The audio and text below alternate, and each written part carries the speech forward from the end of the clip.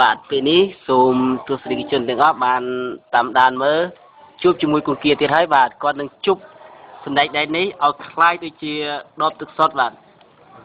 បាទពេលនេះសូមជួបជាមួយគុណគាសិនបាទបន្តិចទៀតនេះខ្ញុំនឹងជប់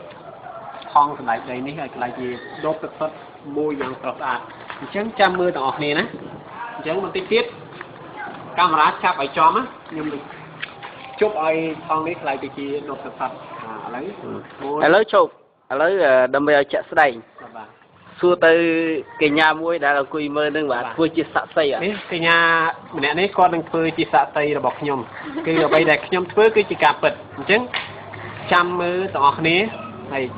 ពេលដែលឆ្ងល់ថាតើពិតឬក៏មិនពិតអាចសួរមកកញ្ញាតារាគាត់នឹងឆ្លើយថាវាពិតឬមិនពិតបាទពេលនេះសូមចាប់ផ្ដើម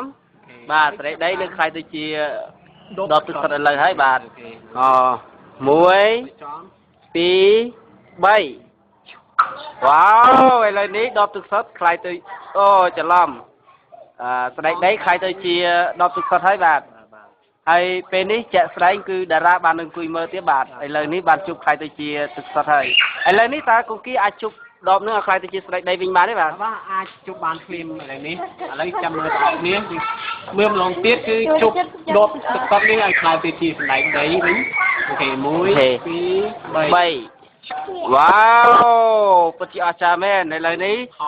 ចេញថងស្ដេចដីវិញហើយបាទពិតជាអស្ចារ្យមែនឥឡូវអ្នកមើលក៏កាន់តែច្រើនដែរបើមិនជឿទេសូមទស្សនាអ្នកមើលទាំងអស់គ្នាបាទអូណែអូច្រើនមែនបាទគឺជាសាក់សីច្រើនមែនទេបាទអូប៉ុណ្ណឹងបាទ